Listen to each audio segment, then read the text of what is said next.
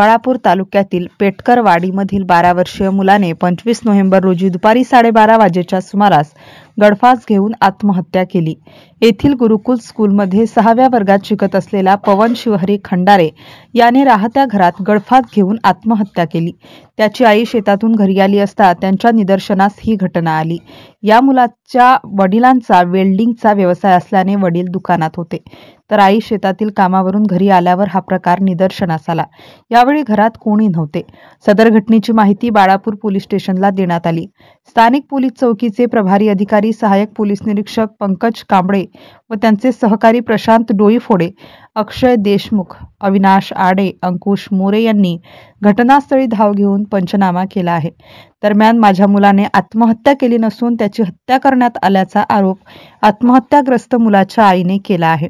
त्यामुळे या प्रकरणाची सखोल चौकशी करून न्याय देण्याची मागणी आत्महत्याग्रस्त मुलाच्या पालकांनी केली आहे।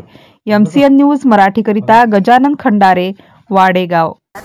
मी सुलोचना शिवहरी खंडारे उर्फ मुक्ता, राहणार वाडेगाव, तालुका बाळापूर, जिल्हा अकोला।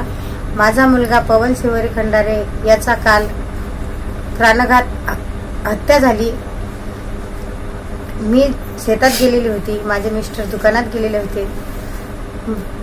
मुलगा त्याच्या वडिला जोडून 11:15 वाजता घरी आला। तो शाळेची तयारी करण्यासाठी आणि पुन्हा 12 वाजता शाळेत जाण्यासाठी आला। अर्ध्या तासासाठी घरी आला। तो शाळेची तयारी करूनच राहिलता, कपडे घालूनच राहिलता। त्याचे कपडे घालता घालता शर्टाच्या अर्ध्या गुंड्या उघड्याच होत्या, पॅन्टची किलीप उघडी होती। त्याचे कपडे घालता घालताच घात झाला।